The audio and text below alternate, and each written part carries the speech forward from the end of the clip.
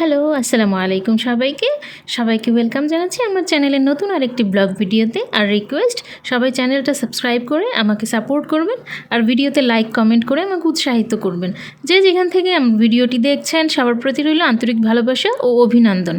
আর অনুরোধ করছি ভিডিওর পুরোটা সময় আমার সাথেই থাকবেন। সকালটা আমার শুরু হয়েছিল ফল মিশ্রিত গরম পানি দিয়ে। যেহেতু শীতের দিন, এটা আমার জন্য বিশেষ উপকারী। আমার ভালো লাগে সকালবেলা এটা খেতে। তারপরে এই যে কিচেনে গ্রোসারিগুলো গুছিয়ে নিলাম। আজকে তেমন একটা কিচেনে কাজ ছিল না। কিছু টমেটো এনেছিল আমার হাজব্যান্ড, ডিম এনেছিল, আর চা পাতা শেষ হয়ে গিয়েছিল সেটাও এনেছিল। তো এগুলোই গোছানো আজকে আমার কাজ ছিল। তো সব কিছু পরিষ্কার পরিচ্ছন্ন করে এই যে ফ্রিজে রাখছিলাম। সব সময় আমি এগুলো পরিষ্কার করেই রাখি। আর চা পাতার এই বক্সটা যদি রাখি তাহলে এলোমেলো লাগে, তাই আমি একটা এই প্লাস্টিকের ডাব্বাতে যতটুকু প্রয়োজন অল্প অল্প করে আমি রাখি। শেষ হয়ে গেলে আবার ঢেলে নেই, রেখে নেই। এভাবেই আমি আর কি আমার কাজকর্মগুলো, ছোট ছোট কাজ ডেলি এভাবেই আমি কমপ্লিট করে থাকি। আর এটাই হচ্ছে আমার ব্লগ।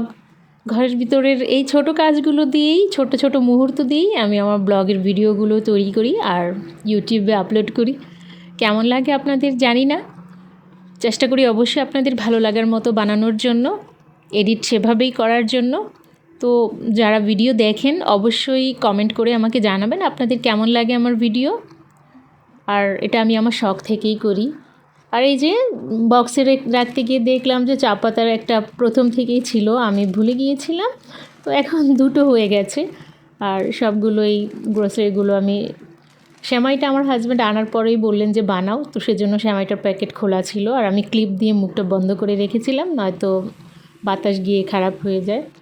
চাউল, সেটাও আমি, এখানে তো ড্রাম পাওয়া যায় না, প্লাস্টিকের এই ডাব্বাগুলো পাওয়া যায়, সেটার মধ্যেই ঢেলে নিয়ে তো ভাতটা বসিয়ে দেওয়ার জন্য রেডি করে নিলাম।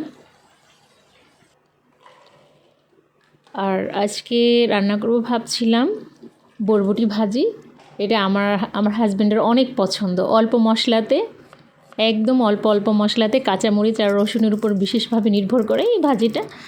আর আমার অনেক ভাল লাগে এটা, সবুজ সবুজভাবে ভাজি করে রুটির সাথে ভাতের সাথে খেতে আমার অনেক ভাল লাগে। তো সেজন্য এটাই আর কি রান্নার জন্য আমি পেঁয়াজ, কাঁচামরিচ, রসুন, আলু সবগুলো কেটে নিয়ে নিলাম। আর এটা হালকা প্রথমে একটু তেলে ভেজে নিই। তারপরে প্রথমে একটু তেলে ভেজে নিলে পরে আর এত সময় সিদ্ধ করা লাগে না, অল্প সময়তেই হয়ে যায়।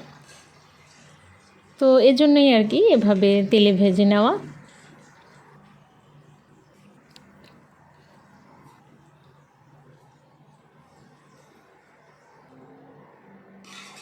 আর কাঁচা মরিচের উপরে এটা নির্ভর করে। শুকনো গুঁড়ো মরিচের গুঁড়া একটু কমই দিই, হালকা দিই শুধু কালার হওয়ার জন্য। হলুদ মরিচের গুঁড়ো একটু হালকা কালার হওয়ার জন্য দিই।